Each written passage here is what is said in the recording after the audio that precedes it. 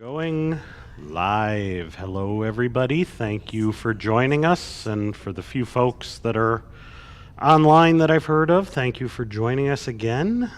We are at week 3 of Mere Christianity. Found some more fun facts. You can dispute whether they're fun or not, but it's kind of a nice way to start. Number 1, C.S. Lewis wrote his first book. It was a collection of poems he wrote in his teens. Now, maybe you can think back to your teens and imagine, would you ever want to publish anything you wrote when you were a teen? Probably not, but that's how he knew he was a writer. C.S. Lewis was an atheist through his 20s. I think we had mentioned that when we'd gone through his background. Lewis had helped J.R.R. Tolkien combat writer's block during the writing of The Lord of the Rings. Tolkien got stuck, couldn't get through it, and Lewis was the one who encouraged him to keep writing and keep moving and go forward. But interestingly, it said Tolkien would get writer's block for years at a time. None of these books came quick. This is one, I had heard this one before. Lewis had given himself a nickname named after his deceased dog. So you've heard him referred to as Jack Lewis. C.S. Lewis, they've called him Jack. Well, his dog's name was Jaxie. And he took on the nickname Jack. Yeah, Fido, probably not. That's what I thought. Might have been. Lewis was influenced by Beatrix Potter's books. Do you know who she is, you guys? Yes. Peter Rabbit. He was fascinated with the idea of a world where animals talk, which is evident in the fantasy books he wrote.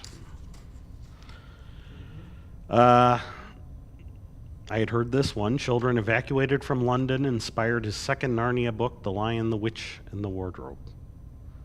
That was part of the taking care of the kids as they were getting out of London during the Blitz. Lewis worked as a broadcaster, so if you kind of wondered how he wound up doing the talks that became Mere Christianity, he was a broadcaster doing a talk show of sorts for BBC, and then it evolved into these talks. Did you say he was raised Christian? He was born and baptized Christian, became an atheist when he was in boarding school as a child. Was unhappy with the situations that he'd seen and said, no God, must not be. And unusual, especially when you consider the fact also, that he said he published a book of poetry that he wrote in his teens. Obviously, teens at that point, deep thinkers and highly committed to really what they were doing. Sort of a different way of thinking, not necessarily just reacting on whims. C.S. Lewis's brother, Warren Lewis, co-founded an informal Oxford Literary Society. So this society, the Inklings, which is where C.S. Lewis eventually joined himself. Lewis married at age 58. Poor guy almost escaped. Became a widower 4 years later. So we noticed that. He got married and then was widowed fairly quickly. He was not married long. And Lewis's book, titled A Grief Observed, was written while he was grieving for his wife's demise. So he was processing his grief through his writing. Interesting. Douglas Gresham is C.S. Lewis's stepson. I was not sure who Douglas Gresham was. Does anybody know who that is?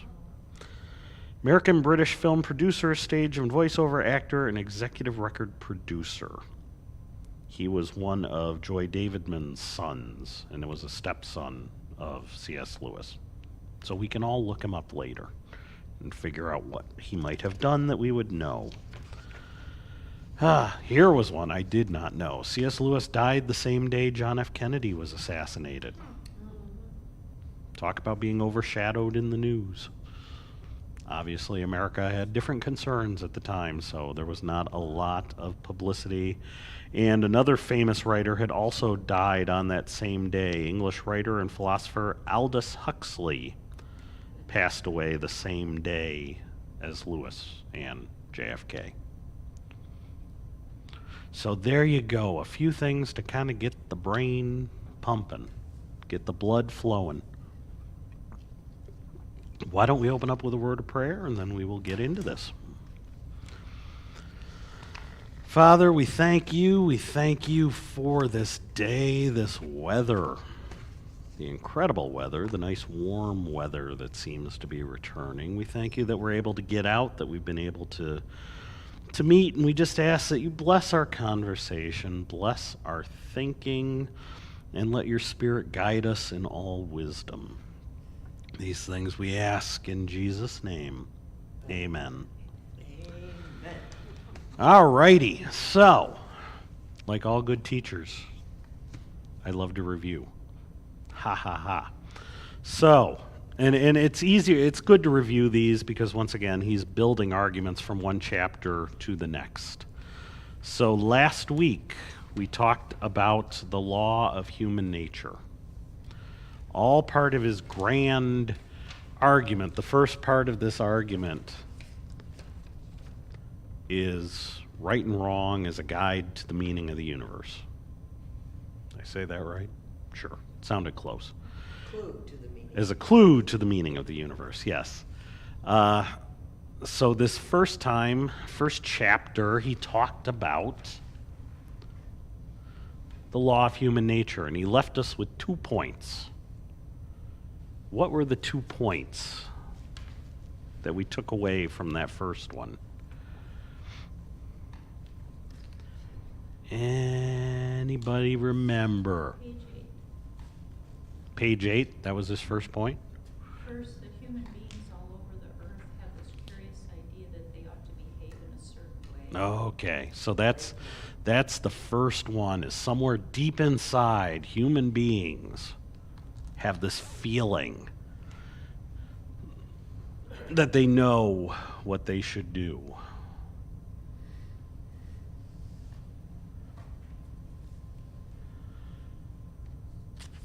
Feeling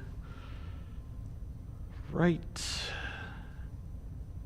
and wrong. So what was the second point then, the second big takeaway? That we don't do it. We don't do it. Absolutely simple. That's the foundation of his first argument. If you haven't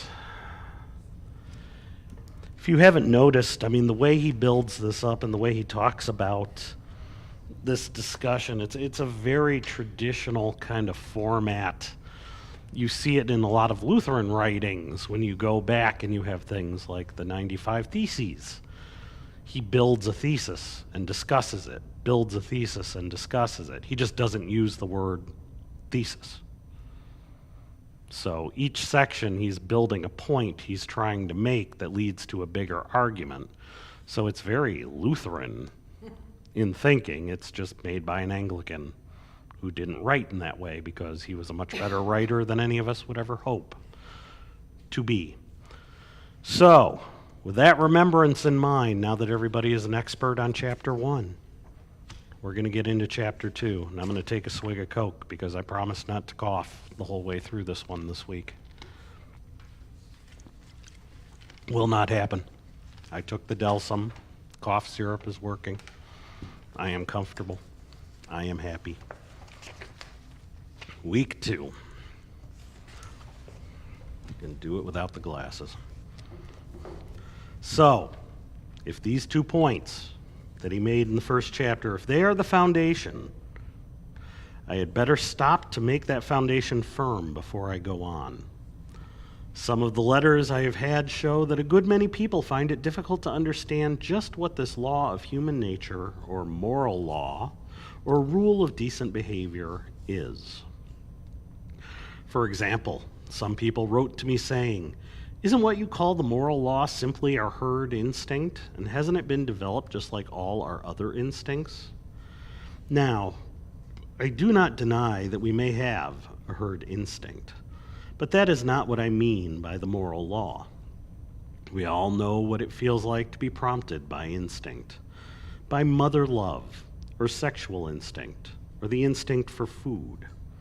It means that you feel a strong want or desire to act in a certain way. And of course, we sometimes do feel just that sort of desire to help another person. And no doubt that desire is due to the herd instinct. But feeling a desire to help is quite different from feeling that you ought to help whether you want to or not. Supposing you hear a cry for help from a man in danger, you will probably feel two desires. One, a desire to give help due to your herd instinct. The other, a desire to keep out of danger due to the instinct for self-preservation. But you will find inside you, in addition to these two impulses, a third thing, which tells you that you ought to follow the impulse to help and suppress the impulse to run away. Now, this thing that judges between two instincts, that decides which should be encouraged, cannot itself be either of them. You might as well say that the sheet of music which tells you at a given moment to play one note on the piano and not another is itself one of the notes on the keyboard. The moral law tells us the tune we have to play.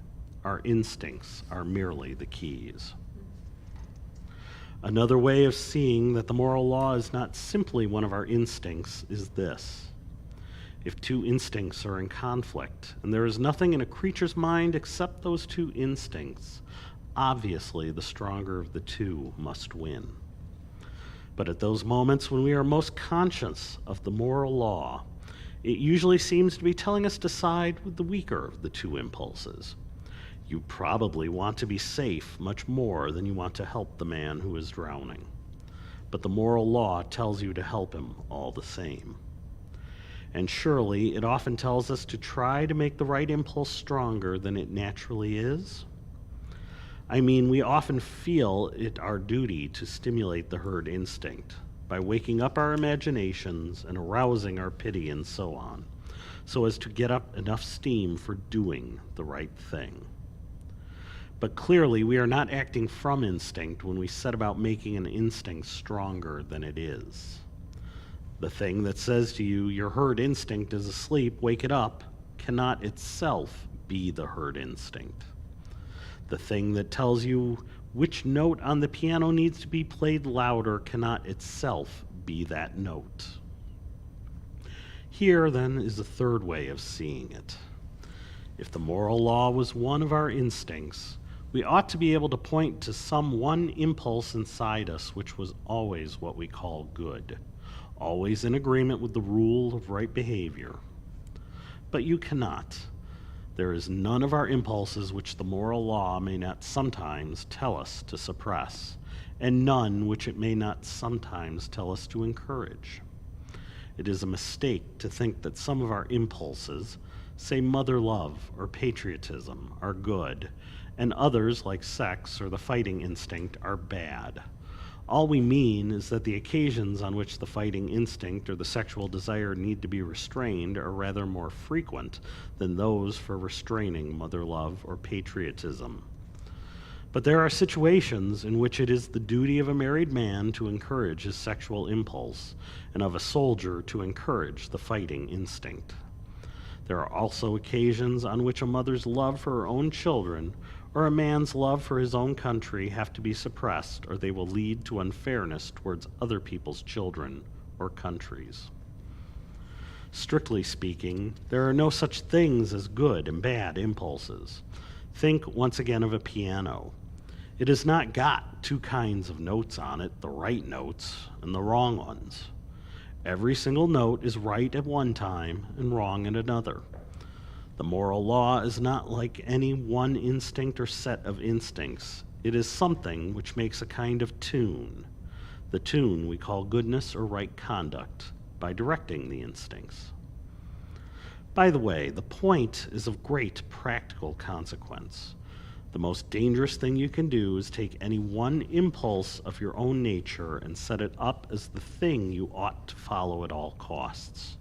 There is not one of them which will not make us into devils if we set it up as an absolute guide. You might think that love of humanity in general was safe, but it is not. If you leave out justice, you will find yourself breaking agreements and faking evidence in trials for the sake of humanity, and become in the end a cruel and a treacherous man. Other people wrote to me saying, "Isn't what you call the moral law just a social convention, something that is put into us by education?" I think there is a misunderstanding here.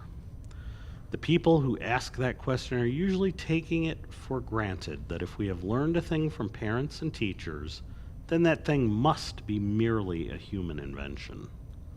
But of course, that is not so. We all learn the multiplication table at school. A child who grew up alone on a desert island would not know it. But surely it does not follow that the multiplication table is simply a human convention, something human beings have made up for themselves and might have made different if they had liked. I fully agree that we learn the rules of decent behavior from parents and teachers and friends and books as we learn everything else. But some of the things we learn are mere conventions which might have been different. We learn to keep to the left of the road, but it might just as well have been the rule to keep to the right, and others of them, like mathematics, are real truths. The question is to which class the law of human nature belongs. There are two reasons for saying it belongs to the same class as mathematics. The first is, as I said in the first chapter, that though there are differences between the moral ideas of one time or country and those of another, the differences are not really very great, not nearly so great as most people imagine. And you can recognize the same law running through them all, whereas mere conventions, like the rule of the road or the kind of clothes people wear, may differ to any extent. The other reason is this.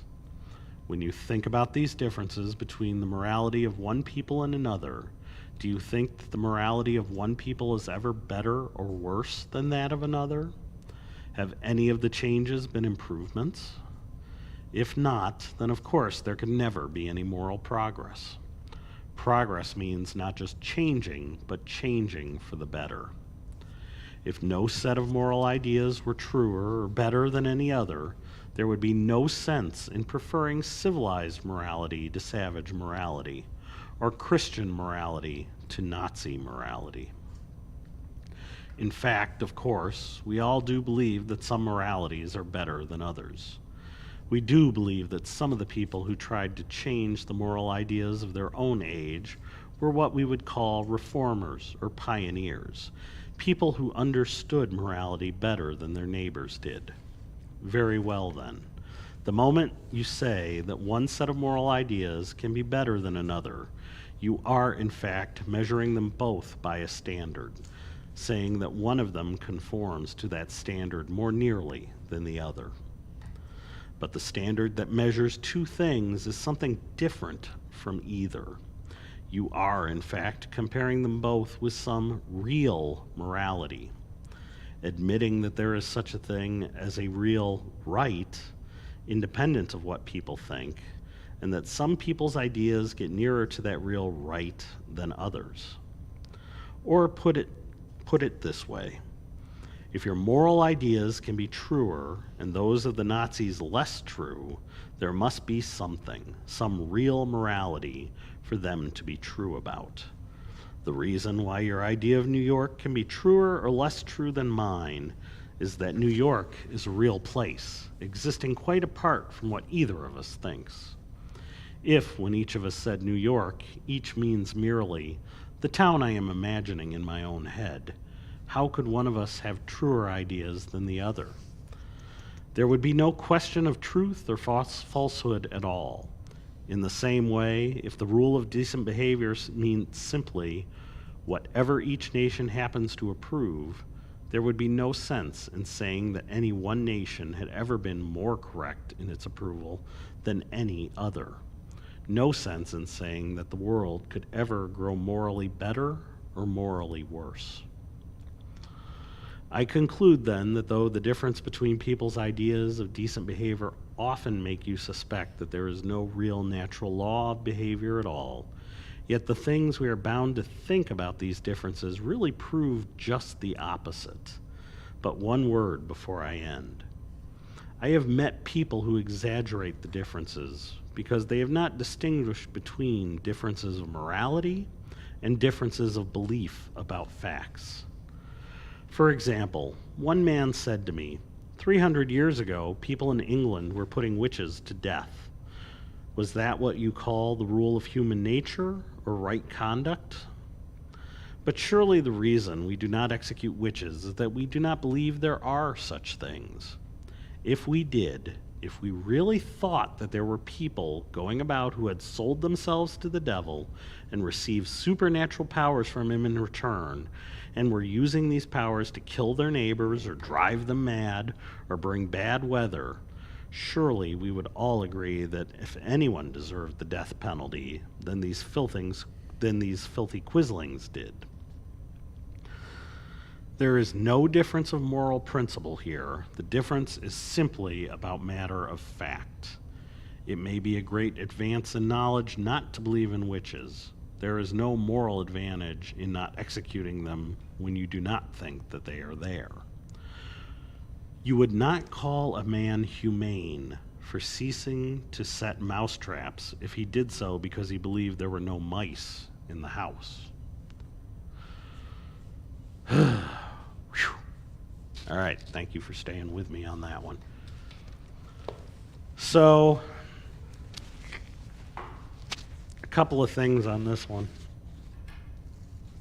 One, I find it so amusing that he opens it up with, a few people have sent me letters. What a different world. No tweets, no Instagrams, no emails.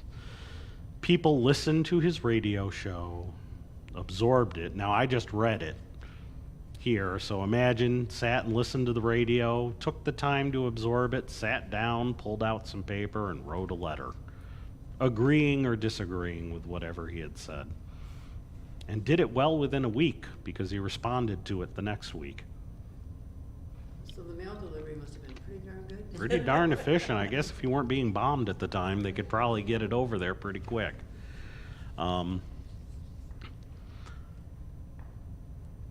So a lot of this is about human nature that he's getting into here. He's talking about human nature, and I was trying to think of scriptures that kind of apply to the human nature, what we know about ourselves, when I was thinking about how we open this up into scripture.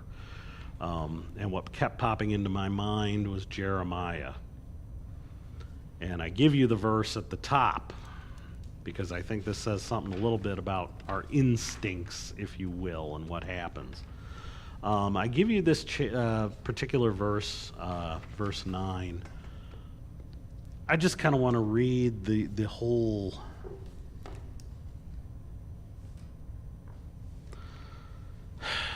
thing. Jeremiah is calling out Judah here. It's going to be verses 5 through 13, really, but the prophet Jeremiah is calling out Judah. This is before their fall, but the Lord is talking to them, trying to tell them something. Thus says the Lord, cursed is the man who trusts in man and makes flesh his strength, whose heart turns away from the Lord. He is like a shrub in the desert and shall not see any good come. He shall dwell in the parched places of the wilderness, in an uninhabited salt land. Blessed is the man who trusts in the Lord, whose trust is in the Lord. He is like a tree planted by water that sends out its roots by the stream, and does not fear when the heat comes, for its leaves remain green, and is not anxious in the year of drought, for it does not cease to bear fruit. The heart is deceitful above all things and desperately sick. Who can understand it? I, the Lord, search the heart and test the mind, to give every man according to his ways, according to the fruit of his deeds. Like the partridge that gathers a brood that she did not hatch, so is he who gets riches, but not by justice. In the midst of his days, they will leave him, and at the end, he will be a fool. A glorious throne set on high from the beginning is the place of our sanctuary. O Lord, the hope of Israel, all who forsake you shall be put to shame. Those who turn away from you shall be written in the earth, for they have forsaken the Lord, the fountain of living water. So when it comes to our internal desires and kind of what we do, he tells us here, the heart is deceitful above all things. So where did Lewis start? He gave us two other points to ponder here, two objections, two people who said, hey, I don't know that I agree with this law of human behavior, of righteousness. And he said he got two main objections. One was they compared it to animal instincts. Herd instinct. Yep. Kind of the group. Yeah, we've heard so much about herd immunity. As soon as I read that, the first thing I thought was herd instinct. We're ahead of our time here. But he had somebody come and say, all this good we do, anything we put in there,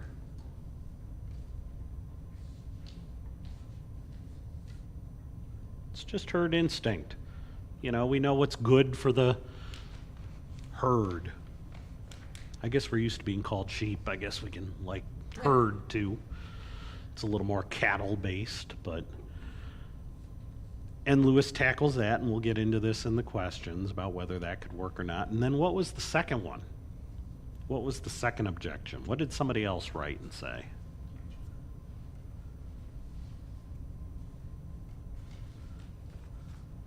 It's not learned behavior.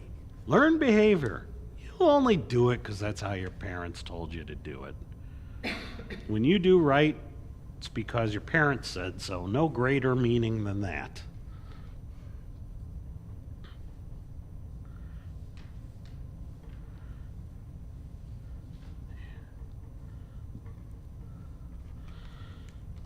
I have to warn you, my writing gets worse as we go down the board. It moves from some form of English to like Proto-Egyptian. It gets harder for me to write it there. It just does not look pretty. So if you can't read it as it moves towards the bottom, we'll fix it next week. So, this idea of instincts, we'll start with the herd instinct. What instincts motivate people today?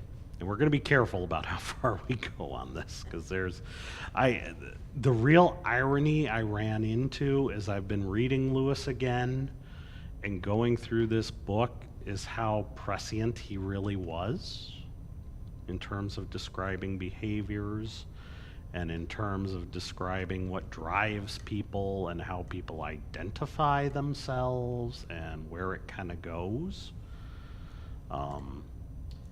He was amazingly ahead of his time. But, what instincts, when they say herd instincts, what are we talking about here? What sort of things? You sacrifice yourself to save the herd.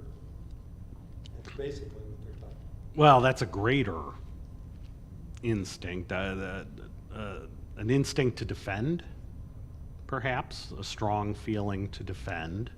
Is there an instinct to control too, like power? I mean, I know that Could be. wasn't really discussed, but it just seems like Could in be. the human world, some people just, Oh, we are humans. If you So- wanted to put that in a social dimension, you could say nationalism could be a herd instinct. It could be a herd what instinct. is? Nationalism. One's love for country. Yeah. Now, he mentioned a couple other loves. He mentioned mother love. He mentioned sexual desire. For that matter, eating. You know, all instincts, all things, the instinct to fight. I don't know that we have many fighters in here. At least not now. Maybe we're all tired. But, you know, the instinct to fight. Do you think any of these have changed? Have things changed between when he would have written any of this? Do we have new instincts, new insights, new... When I think of herd instinct, I think of, you know, somebody gets shot by the police and everybody rallies. The herd becomes irate together. Yeah. Well, okay, so there's an instinct, and perhaps we're getting, let's not get too lost on the idea of the herd in the sense of the group, that these things have to happen in groups. When he's talking about that instinct, he's talking about individual reactions within the human that have been developed because of the herd or because of the greater society, if you will. Which So, could be- so to your point, what you're saying is when something occurs, you know, an instinct towards, take your pick, justice, an instinct towards revenge, an instinct towards protection, all of those things could be the instinct. Racism, Yeah, which is probably a perverted love, tribalism. tribalism. Absolutely, those are all there. So why is it a bad idea to live a life based off instincts? Well, you're saying that instinct could either be bad or good depending on the situation. It's not a very well-centered. Put you down on the level of an animal. Somewhat, yeah. Well, It and can. some instincts are like fight or flight too, right? I mean, an instinct could be, Mm-hmm. well, that's what he was talking about. That, you know, if someone clobbers you, your instinct might be just to clobber them back instead of, Mm. you know, Instead of running away. yeah, Standing your ground, yeah. fight or flight. Mm-hmm. I have an instinct. I'm hungry, so what do? I go into the kitchen. I eat everything I can possibly find. Yeah, I know what you're thinking. Are you telling me you haven't already done it, Jim? It's okay. I haven't eaten everything. But it's an instinct, you know, for some people, they're going to follow that instinct. You know, he talks about sexual desire, you know, without getting into any one section or any one area. I mean, how many people try to live their lives following that instinct, and where does it get them? Prison. Not to, well, I mean, just not a good place. Following an instinct or basing your life around the instinct, he's saying that that seems to not lead to good things. Like, you live like an animal. You live reactively instead of proactively. And often we're not a designed people to live reactively. If there were no moral law, what would happen when two conflicting instincts occur? This kind of gets into your discussion about fight or flight or stand and fight. What happens? What happens when two instincts? That's where the strong survives. Very, very Darwinian, in a sense. The stronger instinct. Only natural. And what happens when the strong people get their way? They kill each other off. Maybe. It's interesting, but, you know, I mean, science would sit here and tell us, you know, it's natural selection. The stronger survive and things get better. But do they always get better? Does the person with the loudest opinion always have the best opinion? It doesn't necessarily make sense. He's saying you have two instincts, and we'll get into this idea of right or wrong in just a minute.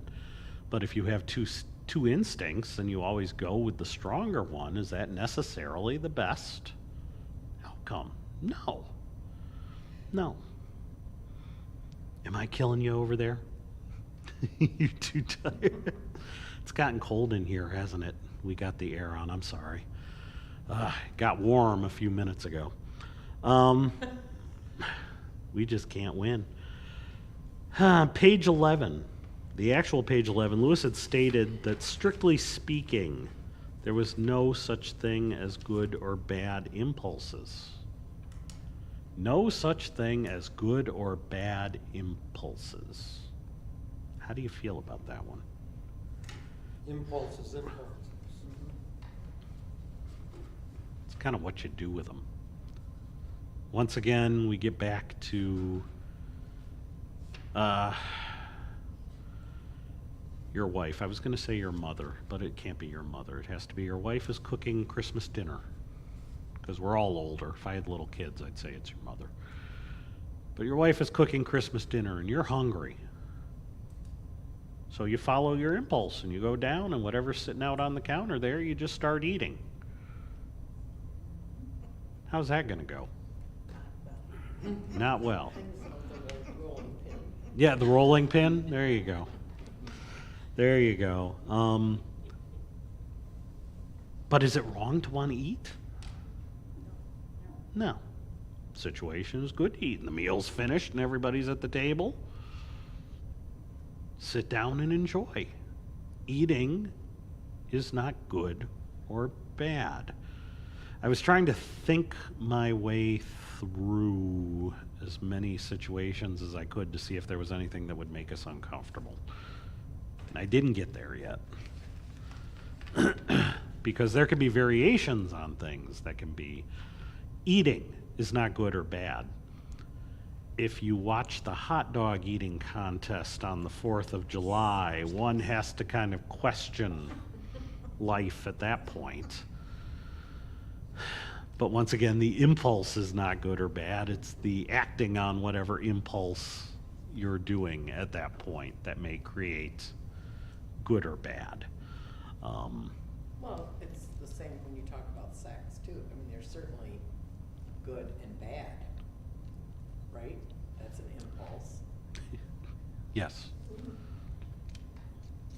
There's good things and there's bad things. Yeah, I was about to say there's good sex and there's bad sex, Well- but I don't want Pastor to come down here and shut down the stream right away. But yes, Let's go to the mother love one. I like that example. Yeah. About, Yeah, much loving your safer. children Thank you. To the point that you overlook or exclude or don't consider other children.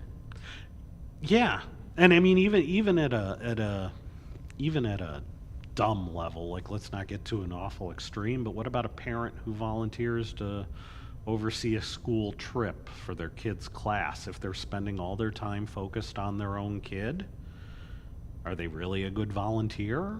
Are they helpful? If all the attention is on their kid alone? And it's also like an enabling parent. You know, you love your kid, you want to give them everything you possibly can. But that's not always good because they're not learning what they need to learn. My child is always wonderful. My child would never do anything wrong because I love them. That doesn't happen in society now, does it? What about the historic context of, this is World War II, and mother love does not want to send your child off to war. Hmm? That's, yeah, what do they do? And there are plenty of mothers who had that. And my own mother told me, not that I was ever going to join the military. My father was a military man, and my mother always said, I would send you off to Canada before I'd let you join the military. Okay, whatever. I'm not going anyhow, but my mother said that many a time. But, you know, there's a motherly instinct there, I think. Yeah, a fear that even if they know they're doing the right thing. I didn't want recruiters to be talking to my sons, but I've kind of rethought that Hmm? over time. Yeah. What am I sheltering them from? And those instincts can be strong. They're very strong and not necessarily wrong, but they can be strong. So, in talking about it, I really did like this one. This one helped me think about it a little. The analogy of the piano. Somebody explain it to me.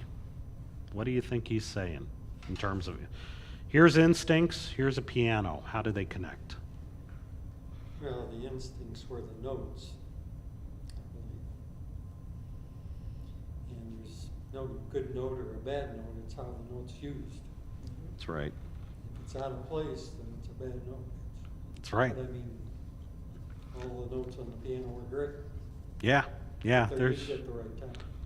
There's no bad note on a piano. I was watching, this is going to be one of those very generalized things. I was watching a YouTube video, this piano player, he was doing a presentation somewhere, and he was going through almost this exact same discussion, except it had nothing to do with instinct. It was all about music. But he was talking about improvisationally, there's no such thing as a bad note. Yes, everybody learns their scales, everybody learns to go up and down, you learn what key you're playing in. But he said, you know, it's not, if you hit a note you didn't intend to, it's not necessarily the wrong note. The question is how you resolve it, going from there. If you hit that note, what do you do with it? Where do you go? Play another note that goes along with it. That moves the chord up, and you know, I mean, what it was there's no yeah, start a different song. But it's not that the note is wrong, it's just wrong for right now, or wrong for this particular chord, or wrong for this moment. And that's what he's getting to in terms of our instincts. The instincts are not good or bad in and of themselves, they're keys. So then what is the moral law? What then is the moral law? The law of human what then is the moral law if we're going to keep up with this analogy of a piano? We just have to decide, it tells us which keys to play. And what do we call the that? moral law is the tune.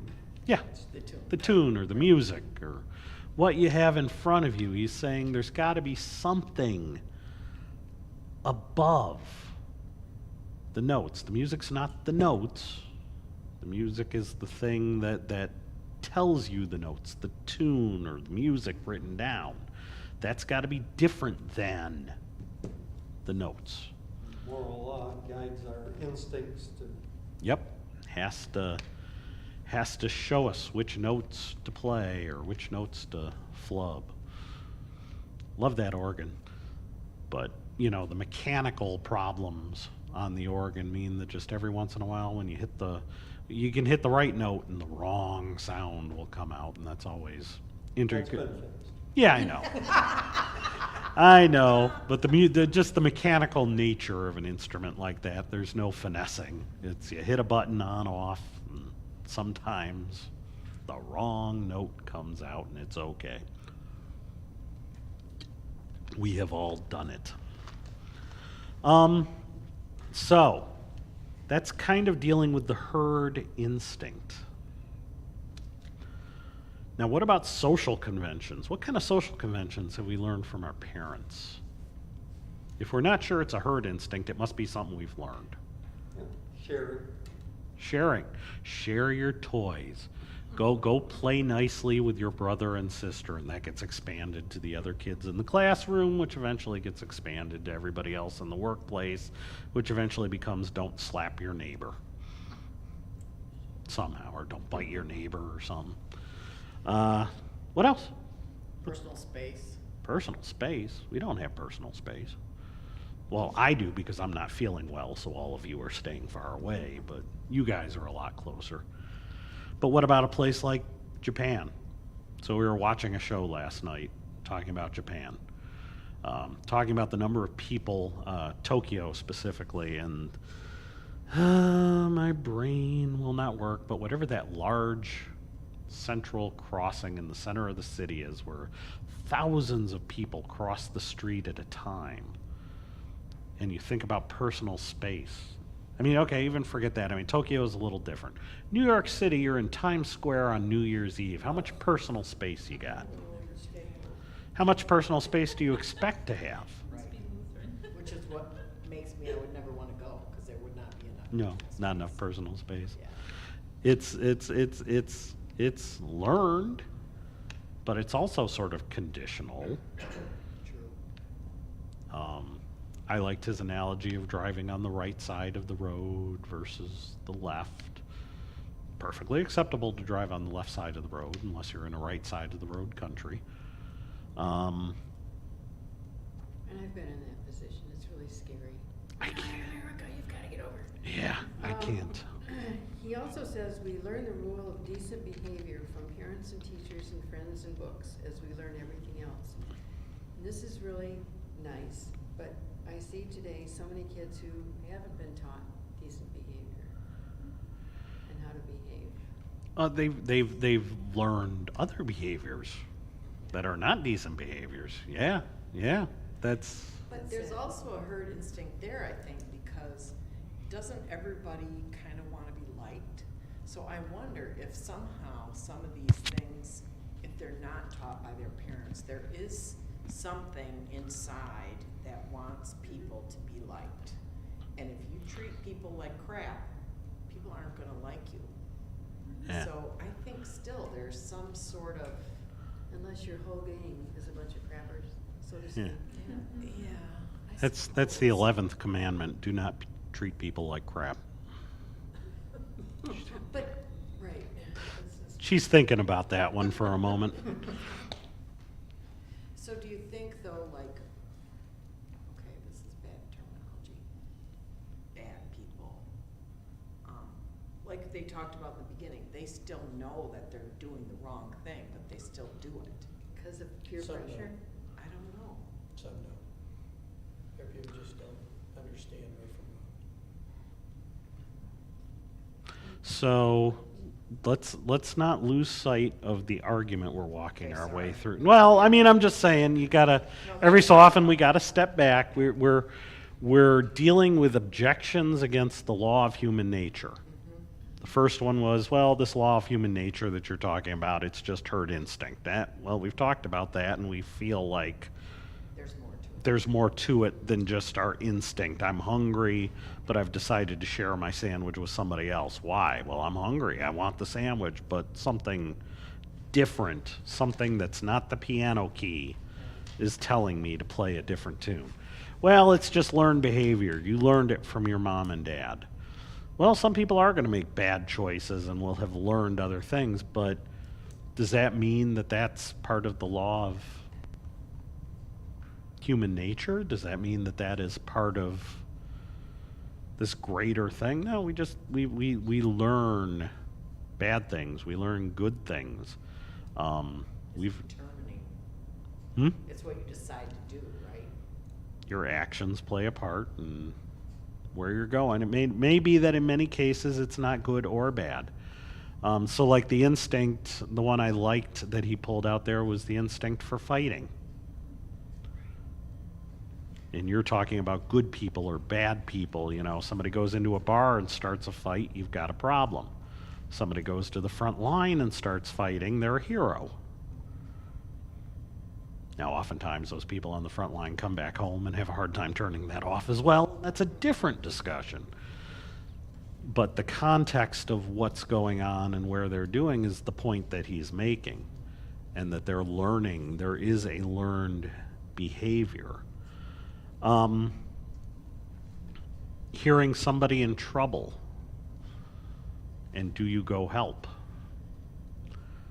You know, they if you ever read the stories from 9/11, said the most fascinating part about that is you've got so many people that were running away from the buildings, and then you had all the firefighters around there that were running to the buildings. That's a trained response. Not always. Well, They say there are people that are born heroes. there's yeah, but Yes. It's a certain part of their brain.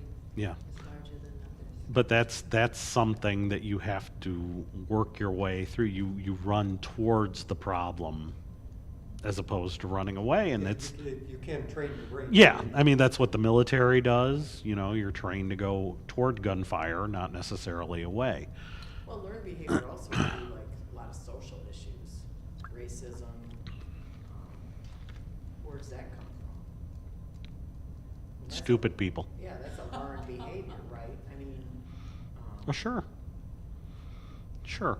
Although, yes, it's a learned behavior when it's continued. Although fear of differences could be an Minority instinct. type. Could be an instinct. right. Once again, not good or bad because you'd have to be trained through. Well, and the herd instinct is to hang out with people like you too, probably. So maybe that's part of it too, do you think? I mean, or not? maybe I wouldn't get too lost on the word herd. Okay.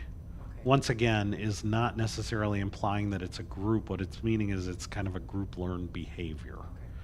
It means it's something that comes from an animal instinct. It's something that comes from how has been developed in the human race through time. It was bred into you. I hear a lot of animal training in this, when I've worked with my animals and what different breeds of dogs, different Mhm. personalities and horses, just each one's different, but they all kind of have a similar vein they're working from by virtue of their species, what they've been exposed to, which you've got to try to train on them if you Mhm. can, recondition them, just, and everybody's working with, people and animals are working with their own baggage and their own Stuff. genetics. Yep. To me, the crux was on page 13, when he was saying, we all do believe that some moralities are better than others. We do believe that some of the people who tried to change the moral ideas of their own age were what we would call reformers. People who understood morality better than their neighbors did. Very well then, the moment you say that one set of morals ideas can be better than another, you are in fact measuring them both by a standard. And skip on down, he says, you are in fact comparing them both with some real morality, admitting that there is such a thing as a real right, independent of what people think, and that some people's ideas get nearer to that real right than others. Mm-hmm. And then he talks about the Nazis and so forth, so. Yeah, he had Nazis on the brain, of course, Well, because, yeah, you know, understandably, if you had to could duck think of a underneath the different group bombs. here well, right, you still hear the word Nazi. Oh, yeah, Who was yeah. saying the Crimean, or the Ukrainians were Nazis. Yeah. So. Yeah, there's a lot more of that going on around here even now than you'd care to know about. But yeah, those are learned behaviors. I mean, the way society conducted itself in England is a learned behavior. The way the Germans conducted themselves is a learned behavior. He's saying merely for the fact that either one of those sides would look at the other and say, we're living life better than you are, Yeah. is an indication that you think that you're reading the score and not just playing the piano. Makes sense? He's saying by the mere fact that you can make the judgment, you're understanding that there is something more than just chopsticks. And then I did like the classic time waster.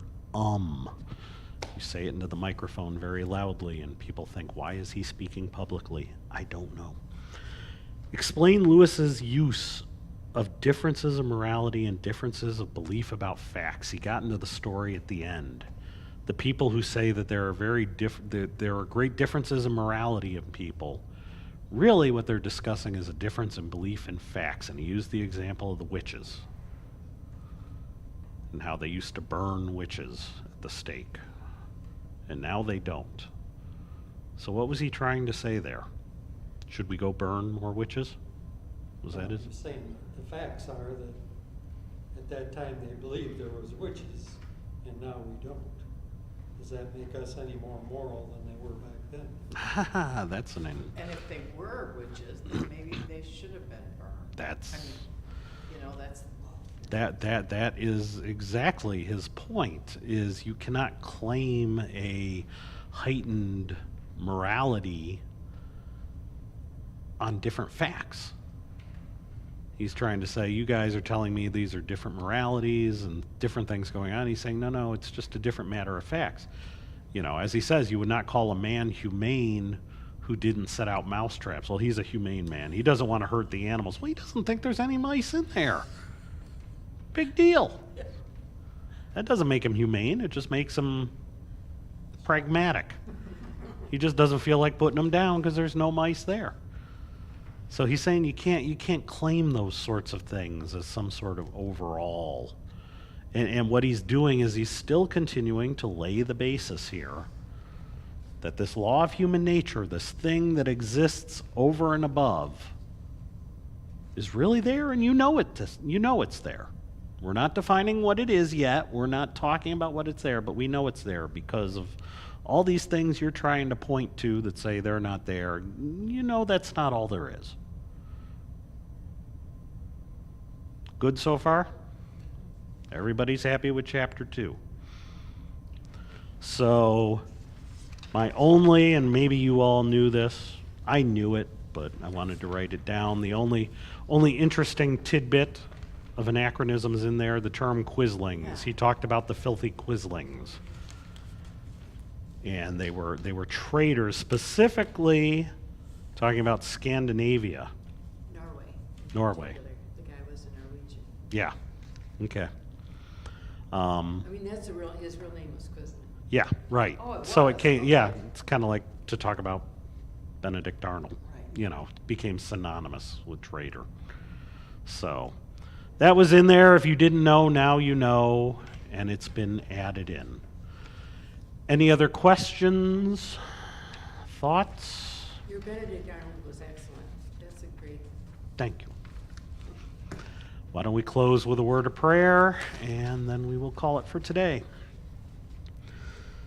Father, thank you. Thank you for just letting us go through this book that has inspired a lot of people over time, and we know that it's pointing to something greater, and we know that that something greater is you and your Son and what he's done for us, Father. But just let us enjoy this journey and enjoy the time as we go through this book and the time that we fellowship together.